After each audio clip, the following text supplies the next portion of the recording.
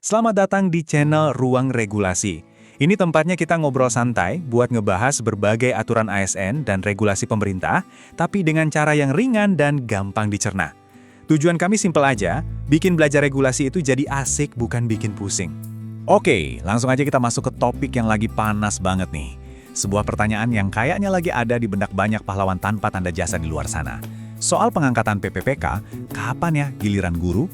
Yuk kita bedah bareng-bareng. Bapak Ibu guru sekalian, nyesek nggak sih rasanya kalau kita yang sudah puluhan tahun mengabdi, malah harus lihat yang baru kemarin sore udah langsung pakai seragam PPPK? Nah, rasa sakit dan kegelisahan ini akhirnya sampai juga loh ke telinga DPR RI. Mereka akhirnya merasakan apa yang kita rasakan. Mari kita bahas desakan mereka. Oke, kita mulai dari akarnya dulu ya, dari rasa sakit para guru honorer.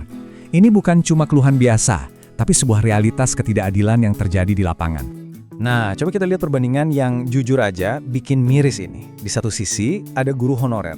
Bapak dan ibu yang pengabdiannya itu udah puluhan tahun. Tapi statusnya, ya gitu, masih belum jelas.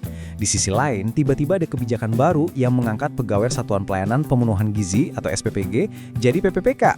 Gini, program gizi itu penting banget buat bangsa, kita semua setuju. Tapi argumen dari DPR, pendidikan itu kan sektor yang jauh lebih senior yang seharusnya jadi prioritas utama kan? Tapi untungnya nih, suara-suara para guru ini nggak cuma jadi gema di ruang kosong. Suara keadilan sekarang mulai terdengar lantang, langsung dari gedung parlemen. Ini jadi harapan baru.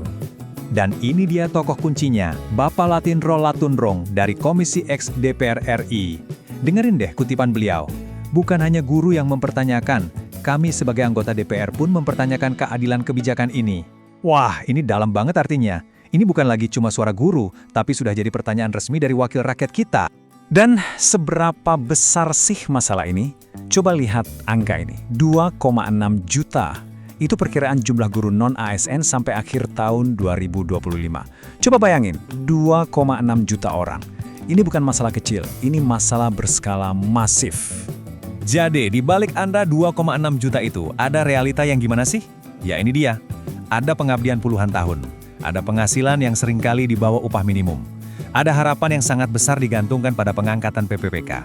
Dan sekarang, ada perasaan dianaktirikan oleh kebijakan yang terasa melompati mereka. Sekarang, yuk kita coba lihat dari sudut pandang yang lebih luas. Karena ternyata, ini bukan cuma soal status kepegawaian loh. Ini adalah gejala dari sebuah masalah sistemik yang lebih besar di dunia pendidikan kita. Jadi pertanyaannya, apa ini cuma soal, oh saya belum diangkat kok dia sudah? Ternyata, menurut DPR, masalahnya nggak sesimpel itu. Ada lapisan lain yang lebih dalam. Nah, disinilah letak masalah sistemiknya. Kata Pak Latinro, secara jumlah total, guru kita itu sebenarnya cukup. Masalah utamanya itu ada di distribusi yang nggak merata. Banyak banget guru numpuk di kota-kota besar, tapi di saat yang sama, daerah 3T, tertinggal, terdepan, dan terluar, itu kekurangan guru secara kritis. Jadi ini bukan cuma krisis status, tapi juga krisis distribusi. Kesimpulannya jelas ya, penataan status dan distribusi guru itu harus jalan bareng, nggak bisa dipisah. Dan ini bukan cuma soal sebaiknya loh, tapi ada aturannya. Undang-Undang ASN 2023 di pasal 66 itu jelas banget mewajibkan penataan honorer harus selesai di tahun 2024. Artinya apa? Secara hukum, antrian yang lama itu nggak boleh diserobot sama antrian baru tanpa ada alasan yang super-duper mendesak. Oke, kita udah paham masalahnya. Kita tahu ada dasar hukumnya. Terus kita harus gimana? Nah, sekarang kita masuk ke bagian paling penting, langkah kita selanjutnya. Gimana caranya kita bisa ikut mengawal perubahan ini? Jadi, apa yang bisa kita lakukan bersama? Pertama, ayo kita kawal terus suara DPR ini. Pastikan ini nggak cuma jadi sindiran sesaat di rapat kerja, tapi terus diperjuangkan. Kedua, kita dorong sama-sama agar pernyataan ini bisa jadi kebijakan nyata yang benar-benar berpihak pada guru. Dan yang ketiga, suarakan pendapat Anda, aktif diskusi, termasuk di kolom komentar di bawah ini, biar isunya tetap hidup dan jadi perhatian utama. Sebagai penutup, saya mau lempar satu pertanyaan nih buat kita semua renungkan. Coba deh tulis di kolom komentar ya. Menurut kakak, apa sih alasan paling masuk akal? Kenapa guru itu sepertinya selalu jadi yang terakhir dalam antrian prioritas? Oke deh, segitu dulu pembahasan kita kali ini. Terima kasih banyak ya sudah menyimak sampai akhir.